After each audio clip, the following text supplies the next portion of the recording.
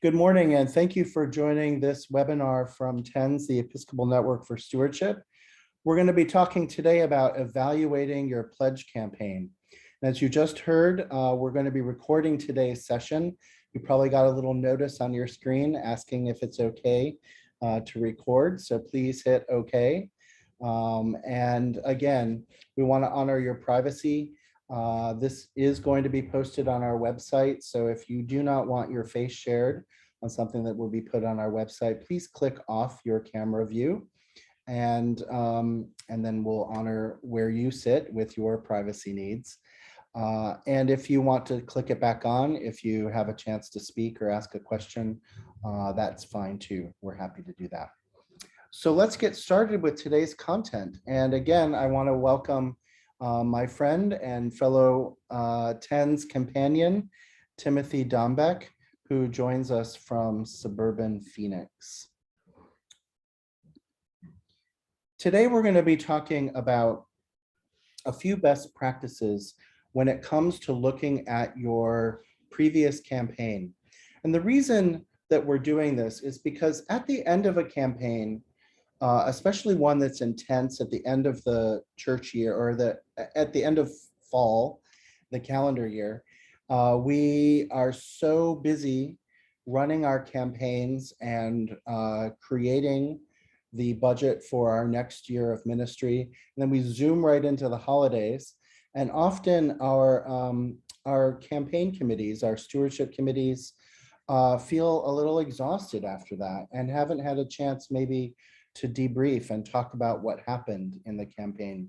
So we're trying to encourage you with a few best practices here to pull your team back together one more time to celebrate the end of your campaign, to talk about what went well and what lessons you could learn and how this might be even better next year for your stewardship campaign. So we're going to be talking about the numbers, and we're going to talk about how to evaluate your pledge campaign and really look at your performance and give you some best practices. You're going to feel a little bit like you're back in a statistics class for a moment, but bear with it because this is really helpful for you to understand the whole picture in your congregation. We're going to be talking a little bit about what questions to ask of your committee, of your community, of your leadership, to help you analyze what happened and prepare for the future. And we're going to talk a little bit about reflecting. Something big has just happened in your congregation. You've raised a lot of money and you've gotten a lot of commitments for time and talent, and people are rededicating themselves and their resources to your congregation. This is big stuff for a church. So it needs some reflection, maybe even some self-reflection on how this went. And so we'll be talking with you about questions you might engage with your community. We're going to talk, of course, always about how to keep the conversation on stewardship going throughout the year so that next year, when you start your campaign, it's not a surprise to everyone. You can move right into it, having been fully formed throughout the year. All campaigns, as is all ministry, centers around gratitude. Gratitude is a practice, it's a discipline, it's something that needs our attention because sometimes it doesn't come naturally. And so we want it to be the center of our campaign. It's both the reason we do a campaign because we are grateful for all that we have received, and it's what we experience in the campaign as people share their gifts and their ideas and their vision and their goals for the future. Such joyous work happens during a campaign. So we want to invite you to make certain that gratitude is how you end your campaign and how you prepare for your next one. Every campaign in your congregation should start with gratitude. You want to thank people for participating, for volunteering throughout the year, for the gifts that they've made and the gifts that they will make, for the acts of kindness that they've done.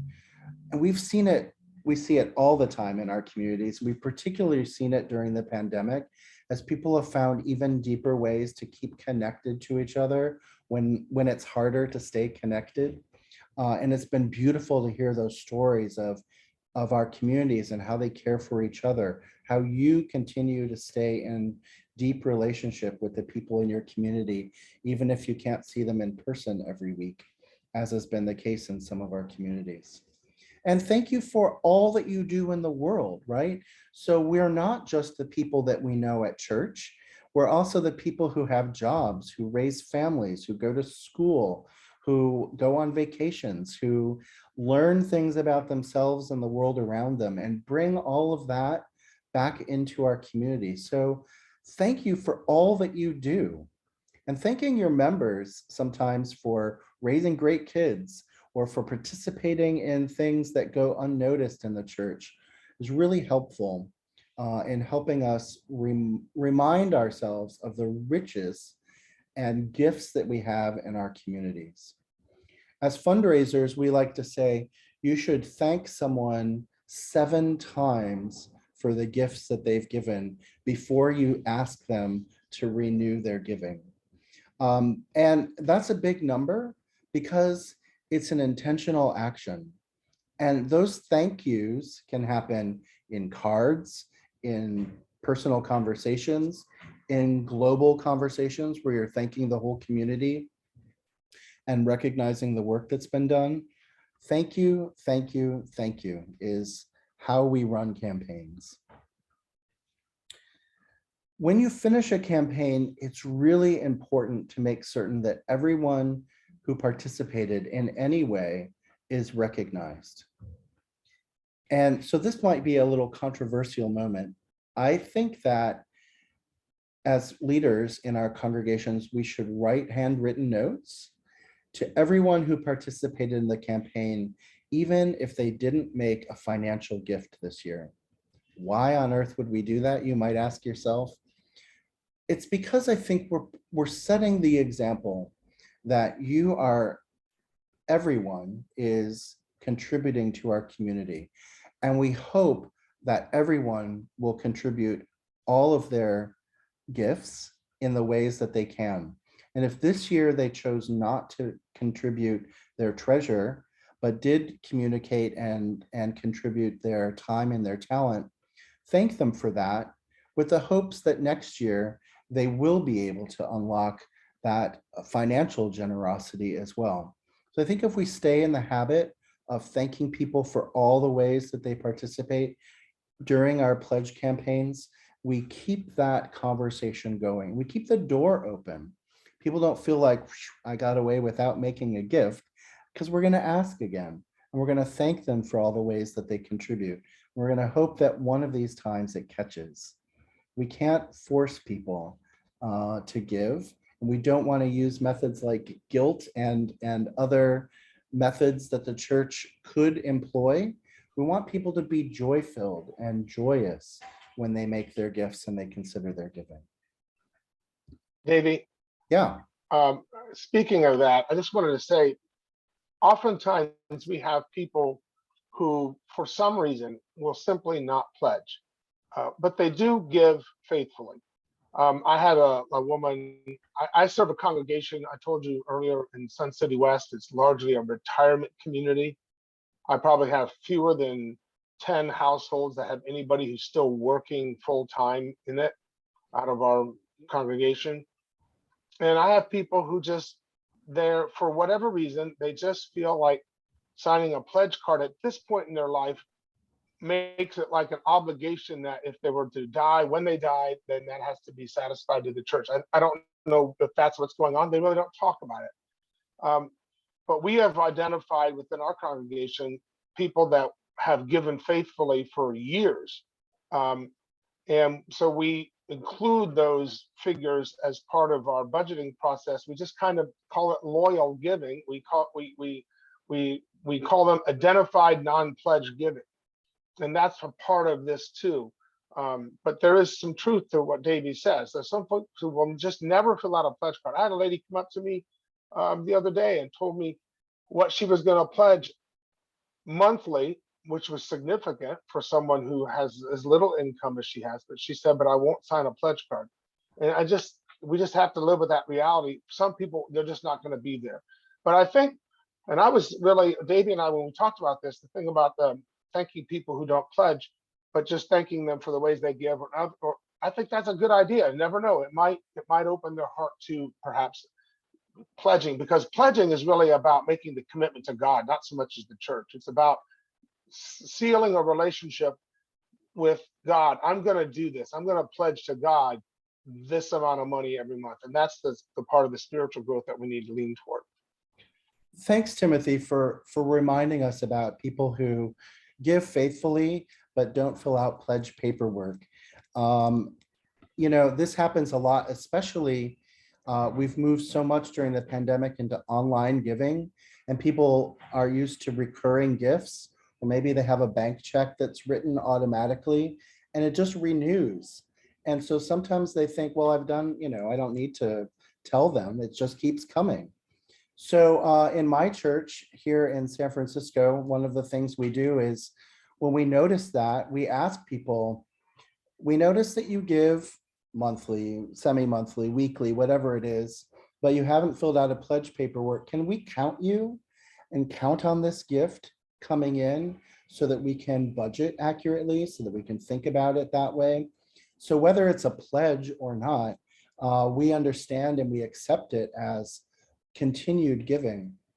This is also a great opportunity to remind everyone and ourselves that the generations to come, our millennials and our Gen Z members who are coming into their giving, are not fans of pledge paperwork in general. They may be the generations that say, we're not going to do this. We'll give online. We'll put it in the plate when we're there, but probably they won't put it in the plate because they don't carry cash. So this is a different generation coming up, and we need to get ready for that reality that they may not fill out pledge paperwork, but that doesn't mean that they're not contributing loyally, or that their gifts don't count, or that we can't budget around them.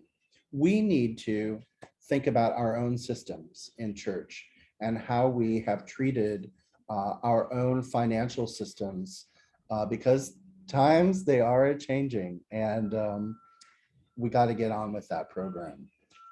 It's really important. We'll spend more time later this year in some future webinars, really talking about generational differences in giving, and really how different generations respond to our appeals to give. So thank you for that, Timothy. I really appreciate that. I want to go into a few more slides about things that we learn from the numbers. One of the things that we talk about is, what is the we learn what we have to work with.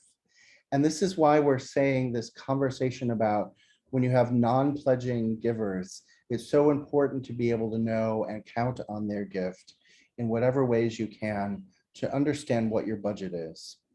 And then we want to say, well, is this up or down from last year, and by what percentage? So let's not just track the numbers. Let's do a little bit of math on them and really understand, is our giving going up? Is it trending down? When we look at it for a few years, what do we understand about it? Let's also look at the number of households that are included. Sometimes the number can go up, but we have fewer people making gifts. And that's something to pay attention to, right? Because then that means that a few households are shouldering greater burdens in the giving. And that might be something that we need to think about in terms of our long-term strategy. So it's not just about the financial number going up. We need to also look at how many people are included in our giving and look at that number. Is it trending up and down? And what can we do to impact that? And how many people increased over last year? So we always look at not just the gross number of increase, but then how many individuals made increases, stayed the same, or decreased. And this helps us understand trends in individual giving. It helps us identify pastoral issues. We'll be talking about that later. It helps us understand what's going on in households. So decreasing when members decrease their giving from last year, it's as important for us to note that and track that as it is looking at the increases, because it can tell us if there's something going wrong in a household or if it's becoming a trend, if there's a disconnect in the messaging that we're talking about, our people aren't connecting with the mission perhaps, or people need more information about giving. Sometimes that decrease is also due to a change in family situation. Perhaps a spouse has died or something. So it's something as innocuous as that. And also people who might have a spouse who has died and yet continue the pledge at the same level need to understand that they've just percentage-wise increased their pledge, because I'm sure their income perhaps has dropped, but if they keep giving at the same level, they're actually giving more percent of their income. And that could be an encouraging thing to remind someone. That is encouraging. We have to look at the whole demographics, don't we? Electronic giving is a really important indicator of financial health in a congregation as well. It helps us understand where people are making their gifts from. And with financial or with electronic giving, you can do a little bit more analysis. You get fuller reporting. You can understand where people are they doing it from their phone? Are they doing it from their laptop? Are they doing it on Sundays, or is it coming out of their bank account before they even notice it? How does this trend impact people's giving? These are just questions to ask and lessons that we can learn. The other things that numbers teach us are, of course, it's a practical measure of our expected revenue. So when we look at that number, we understand this is how much we have to work with this year. It's a small window into the capacity and generosity of our members. And I want to say it's a small window because it doesn't tell the whole story. It doesn't tell about what people might be giving if we asked in a different way. It doesn't tell what gifts are left on the table because people didn't understand the message. And I say this, I tell this story often to remind us that people are generous, but they might get in a habit of making the same gift year over year and not understand the need to change their giving as their life status changes. And what I mean by that is, we had a congregation here in the Diocese of California that did, excuse me, that ran a capital campaign a few years ago. And capital campaigns are completely different animals, I understand that. But this congregation had their annual giving increase, had a very successful capital campaign. And what we learned is that people made pledges in the capital campaign that were 477% of their annual gift. So people were able to say, I can give almost 5 times more to this campaign because I really care about what's happening here. I really want to be, it was time limited, we understand that, but they were making their annual gift. They were making a gift that was 5 times more than their annual gift. And that tells me that there might be more annual giving to ask from these people. That if they could do something that extraordinary in a capital campaign, what could they do annually if they were as inspired and as dedicated to that mission as they were with the capital campaign ask? I think these are questions that we always need to ask ourselves when we're looking at it. Are people making the same gift every year? Because it's easy to say, just take last year's gift and maybe add a little to it, but are they really looking at their finances every year and making a prayerful, considered gift? So numbers are an indicator of what's happening, but they don't tell the whole story. And to get a little deeper picture of the whole story, I'm going to turn it over to Professor Timothy Dombek, who's going to walk us back through statistics and help us understand a little bit about what giving can do. You have another slide there I think you wanted to speak about before I did that. This one right here. Oh, Or have you already talked about that? yeah, we kind of already talked about this. I'll move right in. Here we go. Okay, great.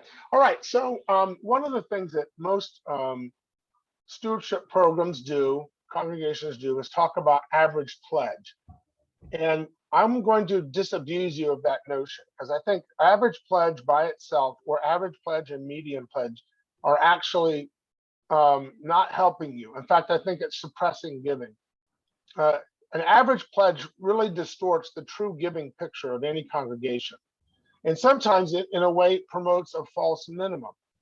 The average pledge often can be kind of a magnet and pull people who could give more down to the average, simply because they think, well, if that's what the average pledge is, we should probably give that amount. And I just want to show you another way of evaluating pledges and sharing this information with your congregation that will be eye-opening beyond belief.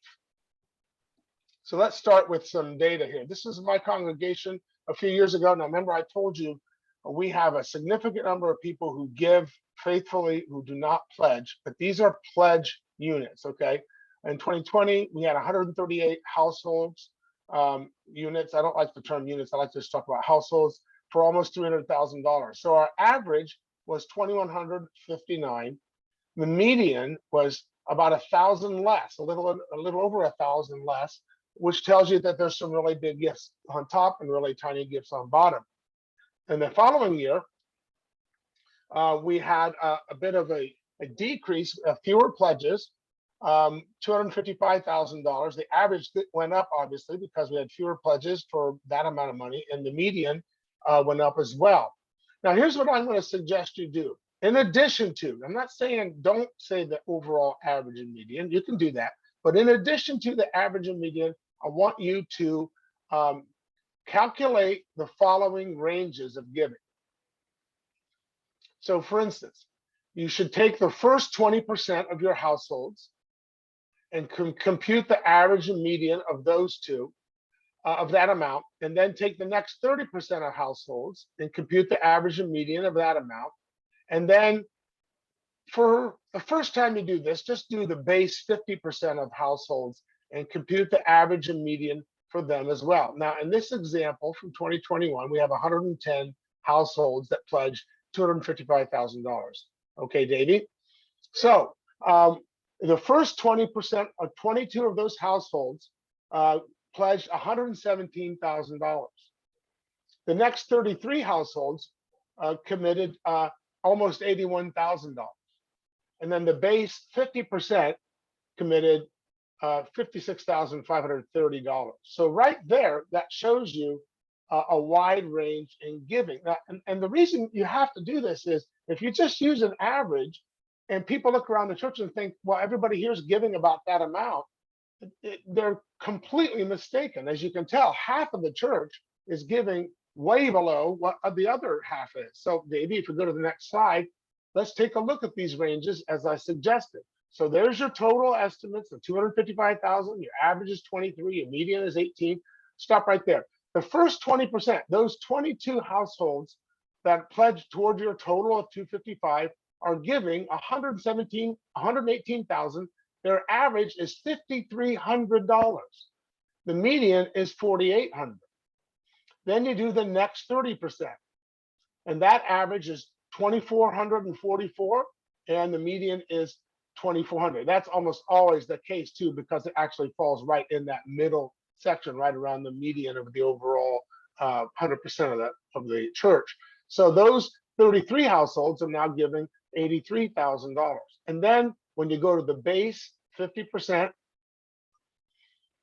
those averages are now 1,028 and 1,080. And because the median is higher than the average, that shows you that you've got quite a few small number of pledges. So on the right-hand side, notice the first 22 households, first 20%, and I like to say first, not top. This isn't a contest, top, middle, base. It's first, next, base. The first 20%, they're giving almost half of the entire income on pledges to the church. The next 30%, around 33%, about a third to match the number. And then the base 50%, 21%. So as you see right there, as you look around the church, you realize that some people are giving at $5,300 on average, others $1,000 or less. If you continue to the next slide, Davey, now. We have a question on, we have a Oh, question on this slide, though. sure. Kristen would like to know, when you say the first 20%, do you just mean the first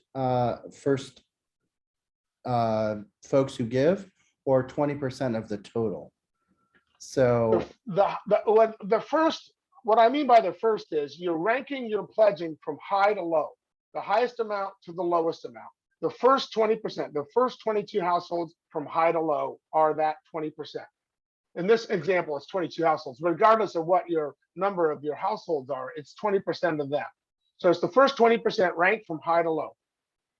thank you. I actually have a spreadsheet, an Excel spreadsheet that my brother designed that actually does this in a sense automatically. Richard, we'll get to that question in just a second. So the other thing you can do, and I do try to just segment 20, 30, 50, but if you want to, and certainly for your leadership, I'm going to encourage this, you could go 20, 30%, the next 30%, or I call the mid 30%, and then the base 20%. So Davey, I think if you move to the next slide, I think we're at that point right now, if I'm not mistaken. Yes, so for instance, you can also do it this way. And you have to be sensitive about sharing data this way with the entire church, simply because that base 20% is going to be at a level where some people's feelings could be hurt. I mean, nobody's names are attached to this data. This is just the raw data of pledging, okay? But it is of pledgers, Janet. It's only of pledgers right now. And I'll get to the people who give faithfully in just a minute. So, Davey, if we go to the next slide, out of the data that I just showed you, we've seen the first 20, we've seen the next 30, then you've got the mid 30%. And the mid of that, and this is basically that base, remember, that we showed a little while ago. The mid 30%, now the average has dropped to $1,300 and the median to $1,200, $100 a month. And then the base 20%, that average is now dropped below $600. And the median is 560. So those 22 households are giving 4% of the income on pledges. Now that could be, by the way, a significant amount depending on their income. I'm not judging that. I'm not saying that that's bad. I'm just saying this is the reality. Some people give at that level, some people give at this level, and most people then will mentally rank themselves on their giving, kind of like, oh, isn't that interesting? What I thought, I was giving generously. I had no idea people around here gave at the, that kind of level. Now about not total membership. Well, you're going to have some membership who give but don't pledge. This is answering Janet Zimmerman's question. You also have people who don't give at all as of record. Davey, you might want to stop sharing the screen for just a minute, just so we can kind of have this more of a face-to-face conversation. I think it's important to recognize that you've got people who come to church, who are active and stuff, that give nothing. And those are people that we really want to try to encourage to give for the spiritual reason of why we give. I don't really talk a lot about budgets in our giving. I don't have a target goal number personally as the rector of the parish. I talk about people's need to give because what it does for us spiritually. I even said in my sermon on stewardship this year, would you be willing to challenge yourself to give at a new level that would bring you joy because you're actually stretching your giving? Because we should be joyful in how we give. And of course, my congregation understands that I tithe. I tithe my stipend that I'm given at the church. I said that when I was interviewed for the job, and that's all very plain to them. They know that. So I'm not willing to ask them to do something I'm not willing to do myself. And that's why I'm very open about the fact that my wife and I tithe my stipend back to the church. And the stipend and housing, of course, the whole compensation side of it that I receive. But I think this is important to recognize that there are people who don't give at all. And I think it's important to say, and this is kind of a very very important thing. You should talk about this with your leadership, but I think it's also important to say that we have X number of active households that are not givers of record that we know of. If they put money in the plate, that's not being a giver of record. If they put a check in the plate, they're a giver of record because you're going to make a note of that check and you're going to create a giving file for them and attach that to their name in your database. So that's a giver of record who gives by check. But anybody who gives by cash only, not cash in an envelope, because you would have an envelope number and you would know who that is. But there are some people who just simply don't give in any kind of recordable way. And I suppose with the new tax law, it makes sense. You may not have to itemize that anymore. So just recognize that though. But I think people in the whole membership needs to know how many people are giving by pledge, how many people are giving a record, and how many people we don't know if they're giving at all or not. They could be, they might not be. We just don't know. I think that's useful information. Now we can go back to the slide, Davey. Well, Timothy, we have a question from Lori. Lori, you've got. Let me see here. Hi. Oh, okay. Hi. Thank you. I'm so sorry. Just to clarify, are you doing that 20, 30, 50 by dollars? So you're taking the top 20% of Yes, giving, highest 20, not, mid 20. not as in you have, let's say you had 100 pledgers, you're not just taking the top 20 givers. If you had $100, you're giving anybody that gave between 80 and 100, that top 80 and 100%. No, no, you rank it by the largest pledge to the smallest pledge, the first 20%, the next 30%, the base 50%, highest to lowest. That's the way you can show a true range of giving. Sorry, numbers take me That's longer. All right. So if we had 100 parishioners in a row with their pledges next to them, I'd be taking the top 20 and doing the average and mean for that. Yes, no, average and mean are the same. Average and median. I'm sorry. That's all right. But I'm just saying, yeah, you'd wanna rank it highest pledge to lowest pledge, or highest dollar amount to lowest dollar amount. The first 20% of those gives those commitments, the next 30% of those commitments, and the base 50% of those commitments. Thanks for clarifying that. I appreciate it. Yeah, and Jim, yeah, of course, some of those could be widows' mite. Absolutely, I don't dismiss it at all. But you just dispassionately, you don't say people are being cheap. You just say this is the giving as it is. People in their own head will see where it ranks. They'll know what they're giving or not. But yes, no, not at all. I'm not dismissing that at all. Susan said, ranking from high to low, but you're counting, you rank the pledge amounts, Susan. The highest pledge to a spreadsheet can do this easily, sort it, highest to lowest, okay? And then you take the first 20% of those total pledges. So if it's 100 pledges, you take the top 20, the first 20%, the first 20 pledges, the next 30 pledges, and then the next 50 pledges. And yet average and median. Median means middle pledge. So on an even number, that would be the pledge that would be, it would literally be pledge 10 and 11 added and divided by 2. That would be, sometimes the median pledge is not an actual pledge. It's just a dollar amount. It's a mathematical figure. Okay. If it's an odd number, it's the pledge that lands right in the middle. You know, if it's 21 pledges, then you take pledge number 11. That's your median pledge. Okay. And then the average is the average of the 21 pledges. That's the mean. Average is the mean, and median is the middle pledge. Is that helpful? I'm glad somebody remembers math. Thank you, Timothy. Yeah, that's all right. If you go back to the slide, I can just show you a little bit, last bit of the analysis of this data that, if you share the screen again, Davey, thanks. Go to the next slide then. There you go. So in this analysis, this is what we had. Totals range from the highest pledge in the group was $225 a week. The lowest pledge was $4 a week.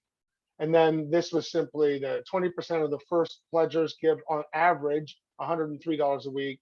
20% of the base gives 11 a week. You can go to the next slide, Davey.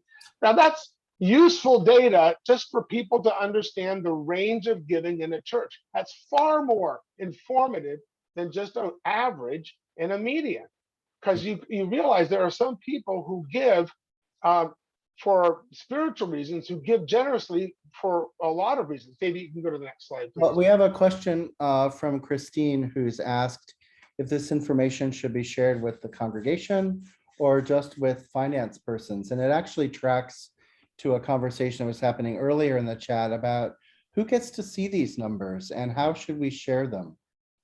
All right. Well, I think the 20, 30, 50 should be shared with everybody. Remember, it's just numbers. There's no names attached, and it's only averages and medians. So there's really not any way anyone could figure out who's giving what. Now, you may know in your congregation who's the wealthiest person or whatever, but I would never assume the wealthiest person is the biggest givers. This is a very important argument to make for why clergy need to know what people pledge. Because if clergy don't know, they can often be held hostage by the fear that, well, if we offend the rich people and they leave, there goes their pledge. But if a clergy person knows that this person who makes buku bucks pledges very little, the clergy person can say, you know what, I think we'd be okay. If they left, we'd be all right. You know, I'm sure we'll be okay. You don't say anything other than that. It'll be okay. Whereas also you might understand that some people who might not appear to be wealthy or whatever could be tithing or giving above the tithe, and that could be a significant amount of their income. Like the person I told you about in my parish who told me they were going to give $300 a month. They live on Social Security. Now, I'm telling you, that's a lot of money. You know, this person owns their house outright, but they are committing that. Now, this person won't fill out a pledge card, but they assured me this is what they're going to give this year. And that's a very good commitment to support the congregation. That's more than a widow's mite. So I don't poo-poo that. And I understand the whole thing about widow's mite. But this is a great way to inform people how the giving is really along a broad range in our congregation. My only concern about what should everybody know is that base 50. The base 50 tends to go down easier than the middle 30 and the base 20. Because sometimes when people see the base 20, they wonder, well, what's going on? Why are there so households that are giving so little when the rest of us are giving? I mean, you just might be careful with that. Although I think your leadership, your vestry and finance committee and stewardship committee should know all of this. But of course, it's always anonymous. You never put names to this stuff, never. But the numbers should be shared widely. So people understand the range of giving, and they might be challenged right then to feel like, I can do better than I'm doing. I thought I was doing good, but when I see there are other people giving at higher amounts, I could do that. I suppose I ought to think about that. And it also gives you the chance to open up the whole spiritual side of giving conversation. Yeah, thank you, Timothy. That's beautiful. We've had a couple of requests for you to share your magic spreadsheet with this group. So maybe you could email that to me and I could send it out if you're willing to share that, those formulas. Sure. With this group, that would be really helpful. And I see Kent has his hand up. Kent? Yeah, I would like to return to a question raised by Jim, I think it's Jim Treese, about the widow's mite, and you referenced it a minute ago, but I guess I don't want to gloss over that so quickly. We are an urban congregation. We have a wide range of incomes among our members. And when you rank things like this, I can see the value of that as an internal kind of conversation. I'm a little bit worried about sharing it more broadly with the congregation, precisely because it seems to diminish people who show up on the bottom part of the ranking, even though they are giving disproportionately, perhaps, let's say in the hypothetical case, they might be giving disproportionately generously from their limited resources. And I think that's a delicate conversation, maybe more so in some congregations than in others. Perhaps. I think a person who knows what they're giving, and let's say it may be a widow's mite, but remember the widow gave all. Now I doubt there's anybody giving all, but often people with lower incomes often percentage-wise outgive people with higher incomes. I don't have any problem with that. The thing is I think if an individual in their heart is giving what they know they're called to give by God, that's not going to create a problem. That's not going to create any ill feelings whatsoever. But I think people need to know the range of giving in a congregation. And you simply say, now, some of these gives that are considered that are in the base are definitely high giving for those people and their income. And we love that. We just wanted you to know the range of giving in the congregation.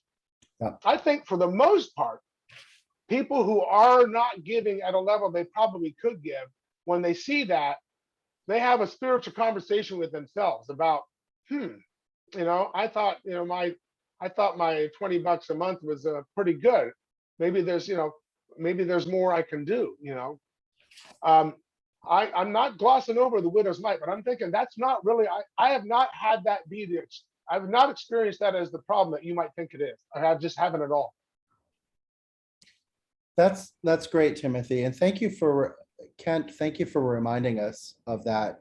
The base, whether it's 50% or 20%, however we look at those numbers, the base is important as well. And we can't ever, they make up the budget and have a stake in what happens in the congregation and are participating in fulfilling the mission of the church.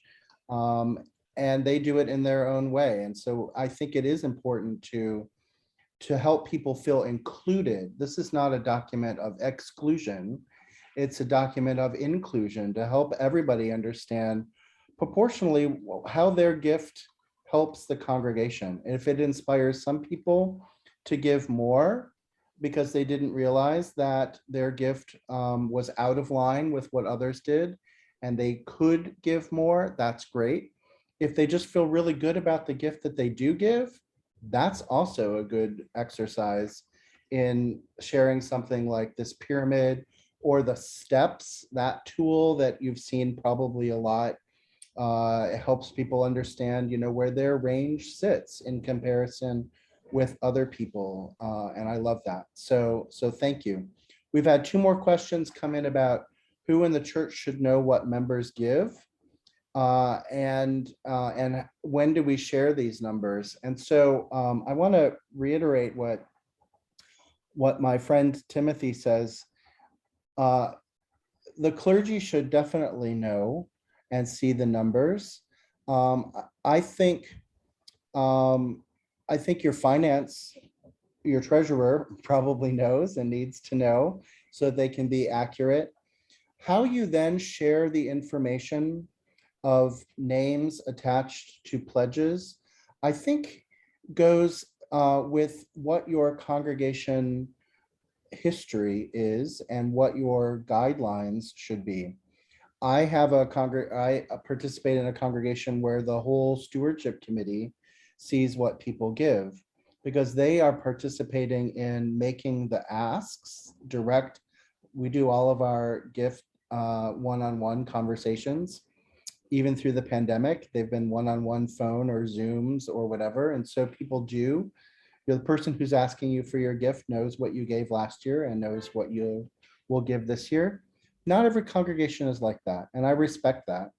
The other extreme, I consulted with a congregation in Walnut Creek, California, where the pledge secretary kept information in a locked file cabinet, and even the rector didn't have access to it. And she'd been the pledge secretary for like 40 years. And so no one knew what people gave. And that was their congregation's model. And I think that's a little problematic for reasons that we talked about earlier.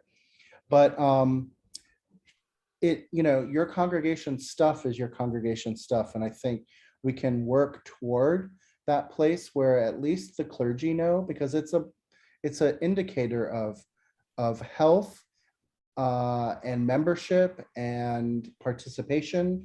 Also pastoral issues, problems. Sometimes people vote with or change their pledge before they tell the rector, I'm sick, or we're getting a divorce, or, something terrible has happened in my life and I need to change my giving.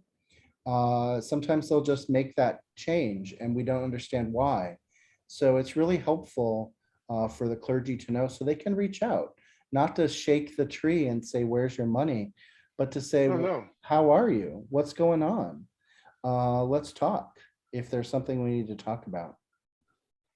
I'm going to share one story, and it has to do with the reason we want to educate people about theology of stewardship. We'll get to that before the end of Zilbert today. There was a gentleman who came to see me. He's a stewardship chair of a congregation in this diocese, Arizona, and he told me his stewardship story. He'd gone to one of my workshops, and he said, when my wife and I joined our congregation, we had no idea what people gave, and we just kind of, okay, we'll just give, basically they pledged, he told me they pledged $3,000. I said, oh, that's very good, good for you. And he said, but then when I went to your workshop and learned about what true stewardship is, and sat back and talked about this with my wife and read a book about this, we decided that we wanted to give out of gratitude to God. And he says to me, so we raised our pledge to $30,000. I said, well, that's fantastic. And he said, and someday we hope to make it a tithe. And I said to him, I have no doubt you are going to make it. If you did that jump in 1 year, I have no doubt someday you're going to make it. Good for you. And that was all it's about. Some people just need to understand what's behind our giving. And it's gratitude. As JB said, we started off gratitude and then generosity. God has generously given us everything, everything. Can we not be like God and give generously as well? And God's only asking for a very small bit of it. And yet we can do so much good with our gifts. And that's how we need to go with people, is help them to understand that giving is based on generosity and gratitude.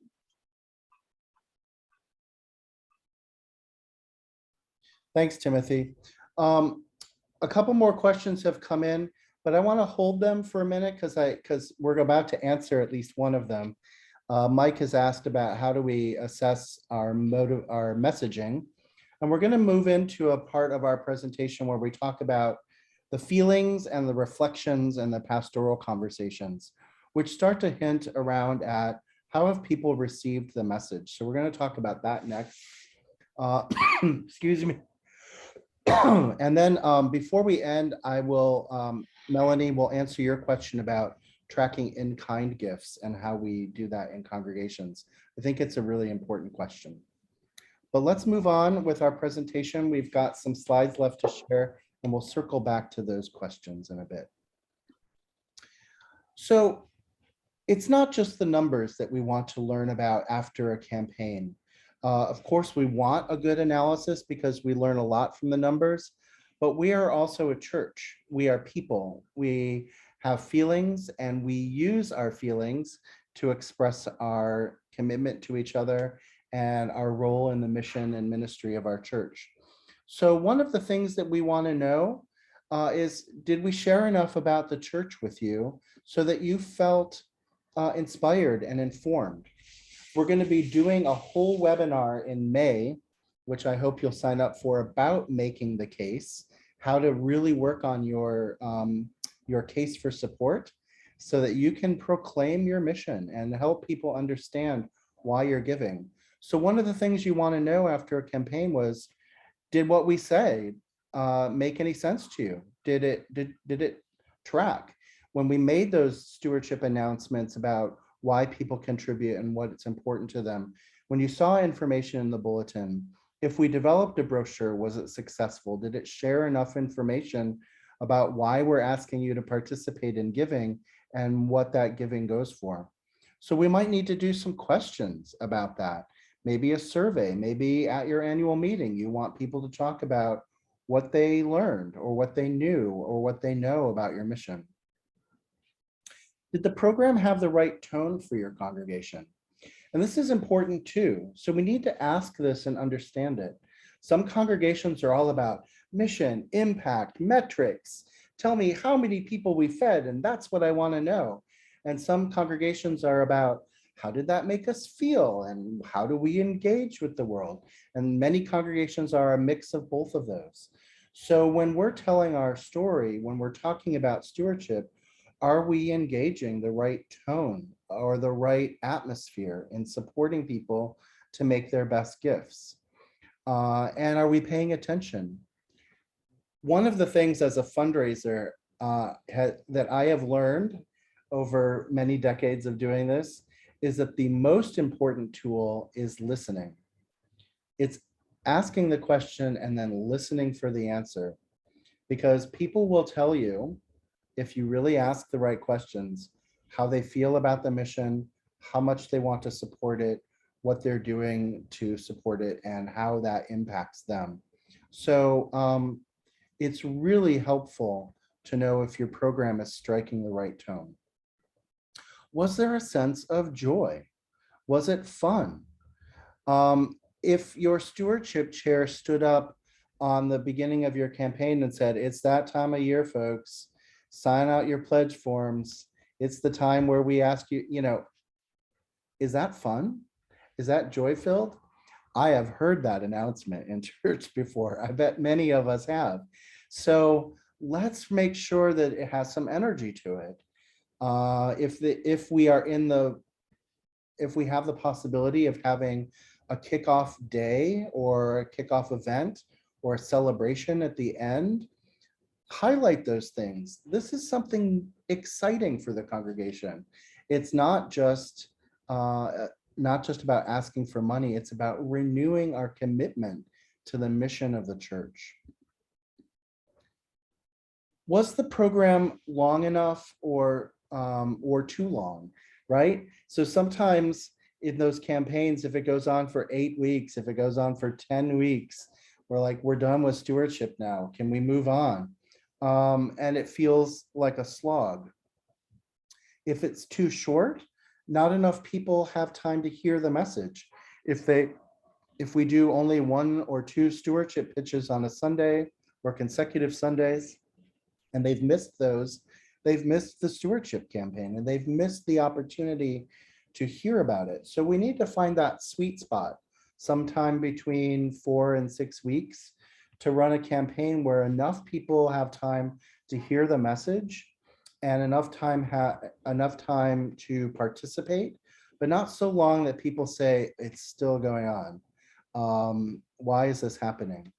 If your campaign feels like it's a disruption to church rather than a part of what you're doing, then you're doing your campaign wrong. If it feels like it's taking away from the gospel and just talking about money, then people are missing the point that the gospel and the mission are about using our resources and our gifts.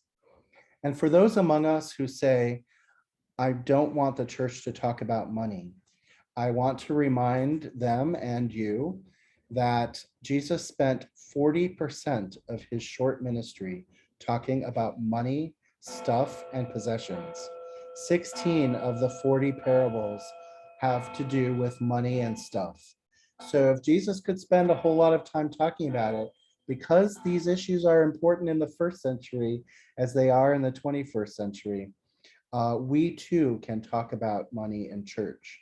It just needs to have the nuance. It can't be the focus. It needs to be the spirit of our mission and how we enable our gifts. Did people feel like they knew what the church needed for its budget? And Timothy and I had a conversation about this question before our session today. And we settled on keeping it in here because the church does have needs. The church does have costs and expenses to its program. Do people have a real sense of what it takes to run the church so that they know how to right size their pledge and make a contribution that can really help the church succeed and not starve itself from funding? We need to understand what our clergy salaries do and what lifestyle that enables our clergy to have. We can't starve our clergy out of stinginess in our giving. Our programs need funding too. We can't just rely on donations to make some of our programs run. Sometimes there are real costs attached with the good work that we want to do. So we need to know, what do our programs cost? What can we do? How does the church need my money and my time and my talent and my wisdom? Was the focus more on the Bible or on the bills? This is a great question to ask. Did we talk about the gospel? Did we go into those parables about that Jesus tells us about money? Did we talk about the values that the early church and the church throughout time have found in order to help us understand our own relationship with possessions and attachments. Did we talk more about mission or did we talk about budget? So our budgets enable mission. That's all they do. They pay the bills, they help us to pay the bills so that we can do ministry in our community. We're not just paying for church, we are paying for mission and ministry. We are enabling it. So if our I want to, conversations, yeah, if our conversations are just about funding a budget and we're not talking enough about our mission and our ministry, then we're missing a point. Yeah, Timothy? I just want to say that I learned this in the Diocese of Upper South Carolina from Bishop Dorsey Henderson, and we've got this going on now in our own diocese here in Arizona, and I have it going on at our church. We don't have a budget. We have a financial statement of mission. And I don't think that is just a semantic thing. I think that is an accurate description of what we're doing. We have a financial statement of mission, and everything that's given to the church is used for its mission in one way or another. And I think those language, that kind of a language change, a reframing of the budget is extremely helpful for people. So they know that they're giving to a mission and all their dollars are going to be used for that mission. Perfect. I love that.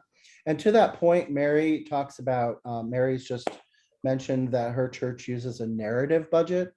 It's another way to make certain that people understand what the true cost of a program is and how our clergy and other staff and our building use and our utilities and our insurance, those fixed costs that sit as big old line items in our budget, how they are spread across our ministry areas. So when we use narrative budgets, we say, well, our children's program needs this percentage of our clergy, this percentage of program, this much of our building use, and we start to divide up those big line items and show them in their ministry capacity. Now we have a budget that tells a story about how we use our money, how we use our gifts, and how they enable our mission and our ministry to exist and sustain and be successful. TENS has developed a tool, and you can find it in our resource library, on how to take that Excel budget and turn it into a narrative budget, how to calculate those things and make your narrative budget. And we have some examples of what narrative budgets could look like. It is one other great tool in your stewardship portfolio to help people understand how their money is contributing to mission. I'm glad I see so many people who are excited about narrative budgets. I am too.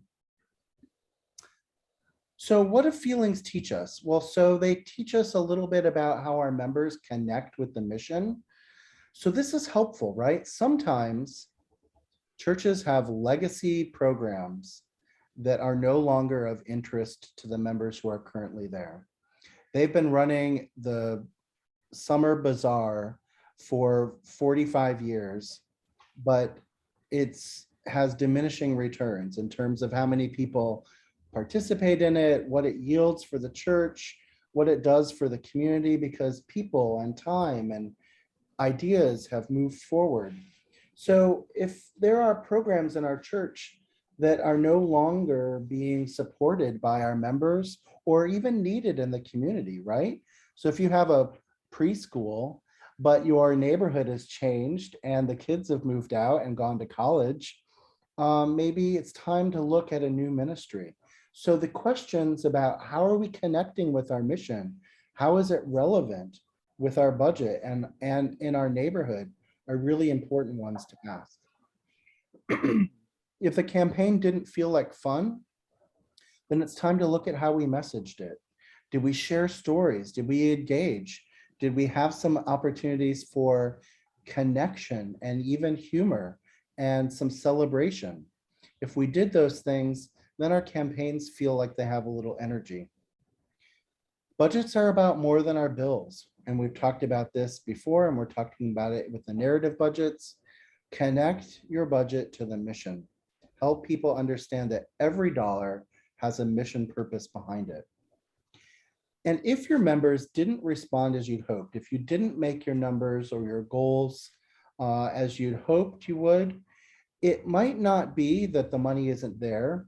It might not be that your mission is wrong. It might, in fact, be that you didn't approach your stewardship campaign in the right way, didn't give people enough time or give them enough information. So before you start chucking out the mission or changing it, or before you write people off as not giving or not giving enough, make sure you really experiment with your approach. If it didn't work this year, try something different next year. Don't run last year's stewardship campaign over and over again. Try something new. There are lots of ones to look at. TENS gives you a model every year that you can use. We are one of many stewardship models out there. Shake it up. Do different things because people respond to new ideas. And so if your stewardship is feeling stagnant, it could be your approach. Try something new. We also want to ask questions that reflect on how we felt about the campaign and what we did and what we were able to do. So these are questions to ask in your stewardship committee, your leadership team. What did we learn that we want to make sure we do? So those personal testimonies, they went really well, but some of them dragged on a little bit. How can we help script or guide those conversations? You know, we should have had more bulletin announcements or shared more information. How do we make sure that that happens next year? What do you want to make sure that you do next year? So you want to start earlier? You want to do some formation over the year so that people understand what the budget looks like and how they can impact it. Maybe some formation about generosity. We're going to have some tools at the end of this to help you with that. And what do you want to make sure you don't do next year? What do you want to make certain that, you know, this bombed or this didn't go over as well as we planned? Change it up so that next year it helps us understand what we can do better and where we might go. What are the quantitative and qualitative goals that you might set in next year's program? I love the idea that our stewardship committees and our vestries can work together to create a plan. We're going to talk a little bit in a minute about goal setting and plans. So you might have some ideas that aren't just about fundraising. They can be about new member growth or new member incorporation. It could be about increasing volunteers. A stewardship committee can be given lots of tasks and goals to arrive at, not just raise this much money for us, but we also need more hours contributed from people to do these ministries. We need more help. And so the stewardship team is well poised to be able to talk about time, talent, and treasure and how that impacts our mission, reinforcing that this is a committee that's not just about raising money, but it's about raising our opportunity to participate in mission and ministry. How's your committee after this work? How are you feeling? Are you feeling a little exhausted? You pushed hard through your campaign, and then it was Christmas, and you traveled, and now it's January, and you're just like, I have an annual meeting to plan. How are you feeling right now? If you're disheartened or exhausted, it's time to treat your committee well. It's time to maybe bring them together and thank them for what they did. Remind them that what they did was really important. Help them feel like they made a difference. And what's God calling us to do? I know Timothy has something to say about this question. How do we begin to think about proportional giving? Timothy, do you want to? Yeah, I'm okay. All right, I'm going to make sure I'm still in there. I was answering a question in the chat. This question, what is God calling me or calling us to give as a proportion of our income off the top in response to God's gifts in my life? I think this is where we want to move people to, instead of just filling out the pledge card the same way they always have. You know, there are membership questions, and then there's a discipleship question when it comes to completing a pledge card. membership questions are such as, well, what's my fair share? What does the church need? What can I afford without cramping my lifestyle too much? What are other people giving? But the discipleship question is, what is God calling me to give? And I actually expanded that a little bit after a conversation with Jerry Kuchar about God calling me to give as a proportion of my income, percentage giving, off the top, meaning give it first before I pay other bills, in response to God's gifts in my life. I think that's a very critical question. In fact, we put this question on our pledge form, what we actually call an intention of giving. Some people don't like the word pledge. Fine. What do you intend to give this year? I think that's a softer, it lands more softly with some of our folks in Sun City West. But that question turns it into proportion of my income. Never thought about that. Yeah. What proportion of your income are you giving right now? You can compute that very easily. What can you grow that the proportion of your income that you give? Don't grow the pledge by 1%, but can you grow your gift of your income by 1% or 2%? But remember, it's always about paying that to the church first as a gift to God in response to God's gifts to you. And I think that's a very important question to have.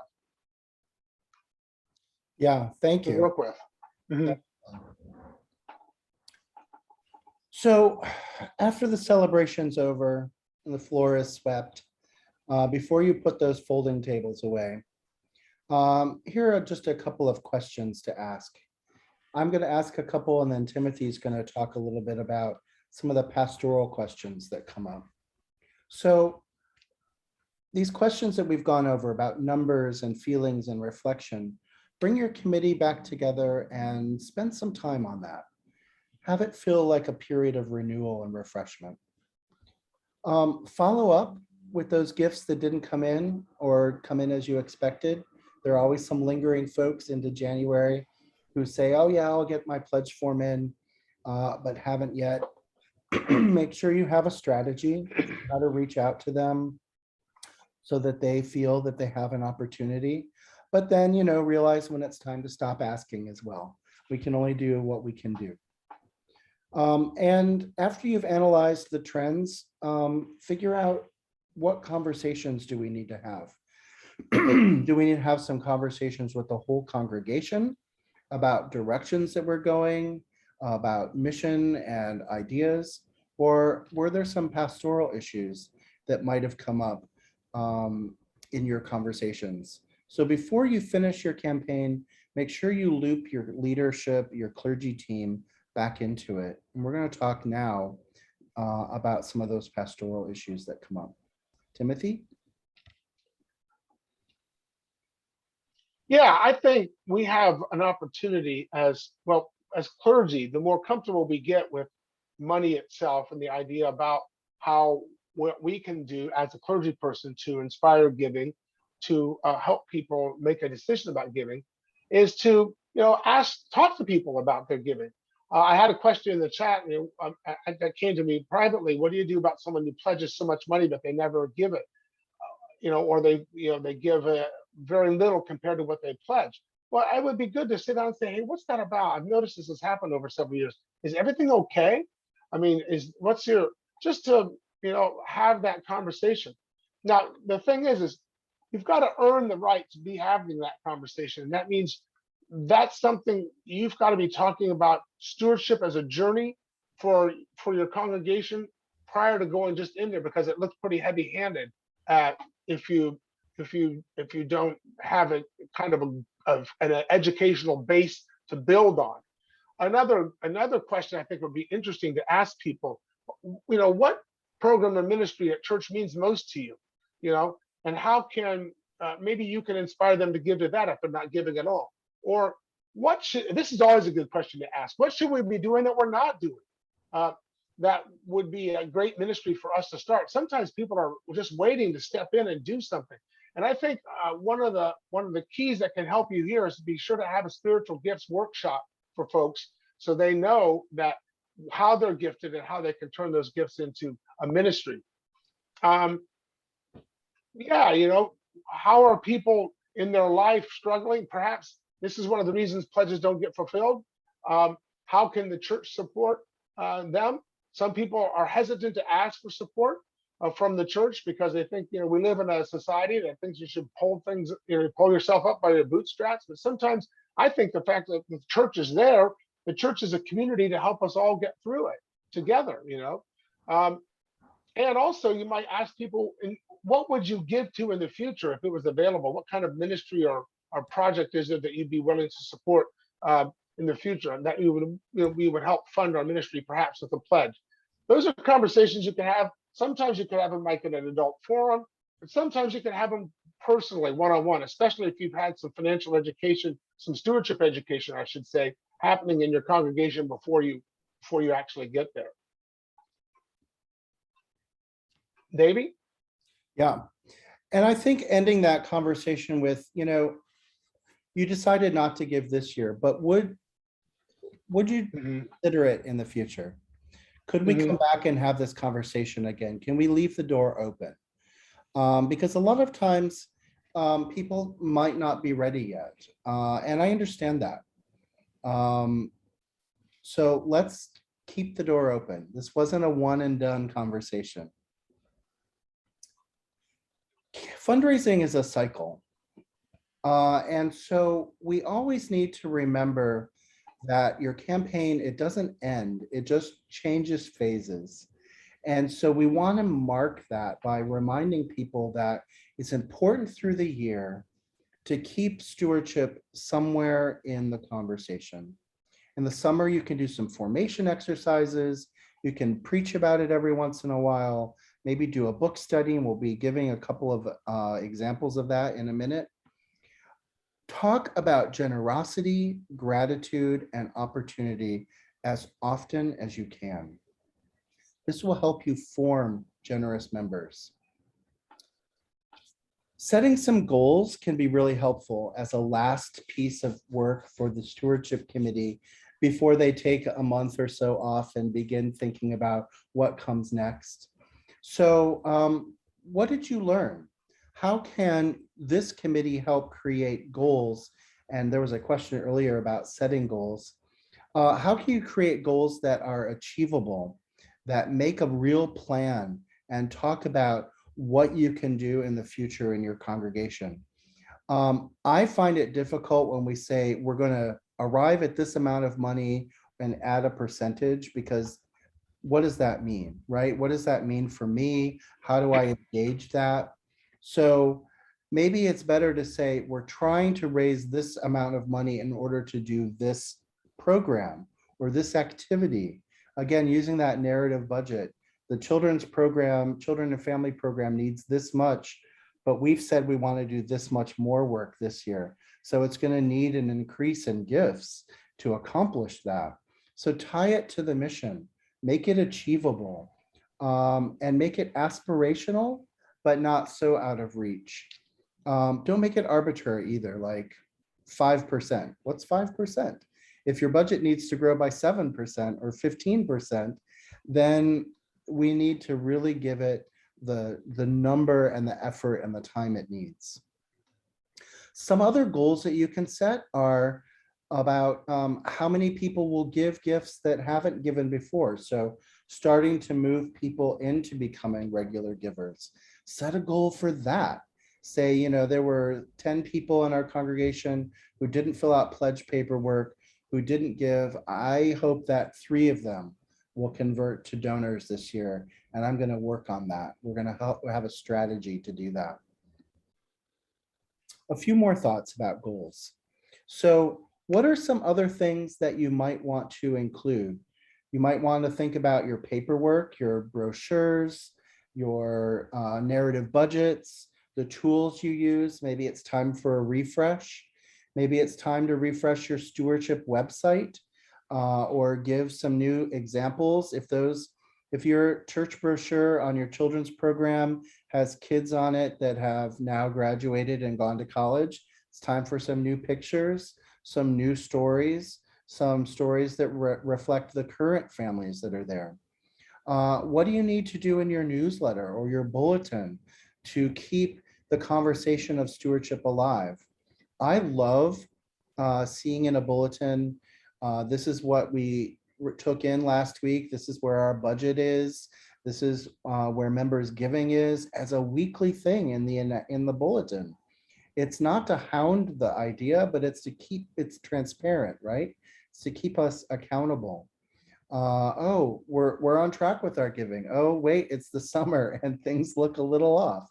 How can we keep that conversation alive and touch people so that they see what's going on?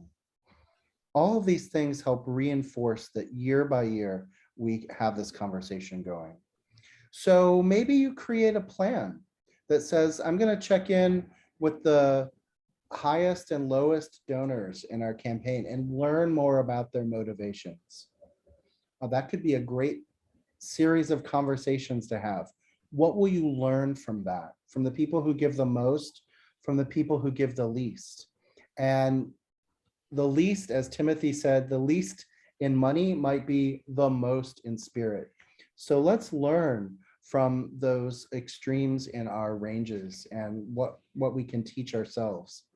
Maybe you'll invite your diocesan folks to come in and do a workshop, or invite TENS to come in and talk with your stewardship committee or your clergy or your congregation.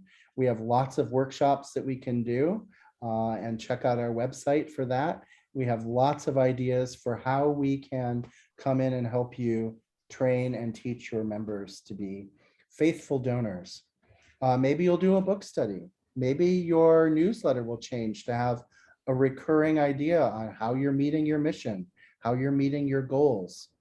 And please, please make sure that you do frequent pledge reminders and pledge statements. I suggest quarterly, so that people know where they're at with their giving. It's also an opportunity every time you send that to do one of those thank yous, right? Thank you for your gift. Here's where you stand. Here's the, and it helps people understand if they're giving electronically and it's not going to the right place or it's not being accounted the right way. It helps people figure out that there's an error before they get a whole year behind or before there's a problem. And it's just another touch point. So please do quarterly statements if you can, or at least one statement in the middle of the year, if that's all your treasurer can do. I understand the burden on a treasurer, especially a volunteer treasurer. Timothy, do you want to talk a little bit about our spiritual gifts inventory before we finish up? I do. I believe that people not knowing what their spiritual gifts are and how to put them into play at your congregation is the greatest miss that happens in the church. And one of the reasons is, very practical speaking, if you've got persons who attend church but aren't really involved, don't give much or at all, spiritual gifts workshops and helping them understand how they've been gifted by God and how they can use those gifts will often turn them into givers. One of the great things about understanding our spiritual gifts is that we're learning about the ways God has created us to serve that bring us joy. You're never going to learn something in a spiritual gifts inventory that's going to frighten you, that's going to call you into doing something you have absolutely no interest in or desire to do. I say you're not going to be called to be a missionary on a foreign mission field by doing a spiritual gifts workshop, unless secretly this has been on your heart and mind for some time. And maybe it's a spiritual gifts workshop that's actually forcing you to finally make a decision. It may not be the mission field. It may be becoming a lector or a Eucharistic minister or someone to serve on the vestry or someone to serve on finance committee. Because often, I know for a fact, spiritual gifts inventories help us articulate the yearnings of our heart that we have had for some time and didn't know what to do with or how to respond to. A spiritual gifts workshop can help you do that. Because I'm really not into having volunteers at church, not at all. I'd rather have lay people who know their spiritual gifts functioning as ministers in the church. You know, it says right in the catechism, who are the ministers of the church? Lay persons, bishops, priests, and deacons. Lay persons are first and foremost ministers. And when we know our spiritual gifts and we know how to use them, we're not a volunteer at church anymore. We're a minister, and we're doing what God has equipped us to do. And that brings us joy. And when we have joy, we give generously out of gratitude for what God has given us in our life. That's why it's extremely important. You offer some kind of workshop on spiritual gifts, help people understand them, and then help them find a way to put them into play. There's nothing worse than someone who's had a spiritual gifts inventory completed and no one invited them to get involved or help them find a way to get involved. So make sure that follow through happens, or you just wasted people's time. Thank you, Timothy, for that. I'm going to move us back into our group, and I know we don't have a whole lot of time left. I've left a couple of slides off because I want us to have a chance to answer and ask any questions that you might have left in the minutes remaining. Christine, you asked a question about personalized thank yous in the chat, and you know, people are tired. It's been a long 2 years of pandemic.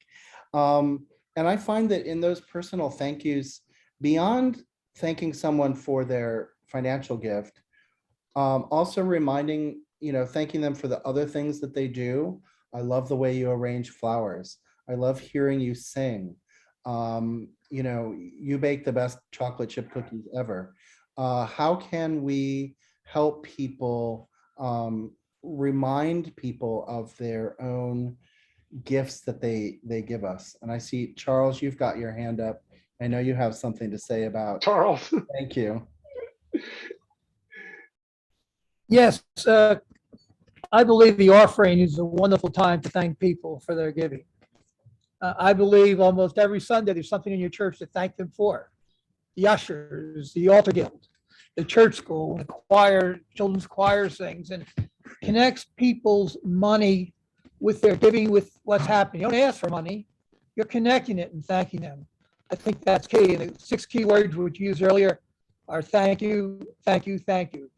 And the committee can sit down and say, okay, what are the things in our congregation that we want to highlight on a Sunday morning, thanking people for?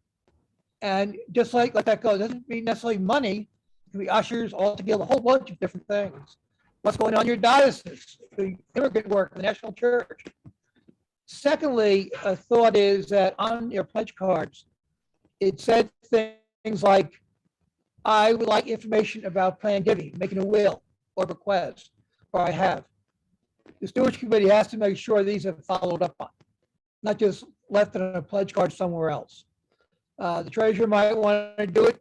Whoever records the pledges gives you a list of people who want more information. They need to be contacted. And people who have remembered your church in their will and estate plan, you've got the beginning to Legacy Society.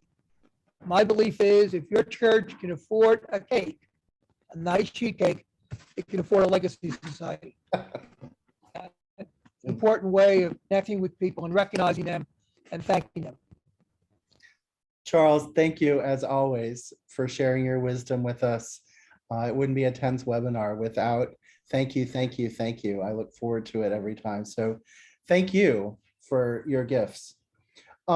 There's been a great conversation in the chat and some questions answered. So I will record the chat for you and send that out along with the materials that go in today, because you've all had some great tips and tools for each other, which I really, really appreciate. When you all connect with each other, it helps our network. This is the N of TENS, right? It helps all of us do this work. And I really appreciate it. Our next webinar is on Saturday, May 14th. It's a free webinar talking about making your case, how to improve case statements, and how to do that work together. I will send out a reminder in the email that comes with this, and you can always find it on our website. We would love for you to join us and learn more and contribute more of your wisdom. I know we didn't get to absolutely every question today. You can always reach Timothy and me via email, and the TENS website has our email addresses on there. So please, we love to talk about this stuff. It's our joy and part of our work in the wider church.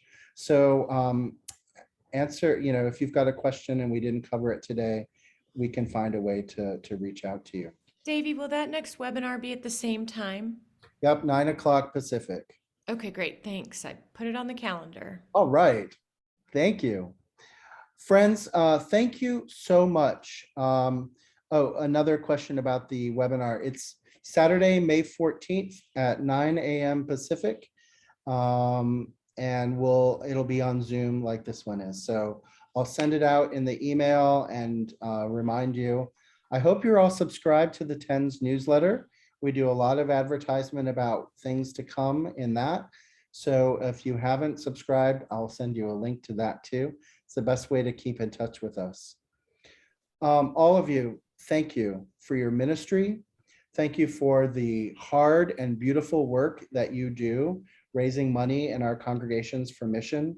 It is so important, and you are so important to your church. So thanks for all you do. Friends, blessings on your Saturday. Have a beautiful day. Thank you. Thank you, friends. Thank you. Thank you very much.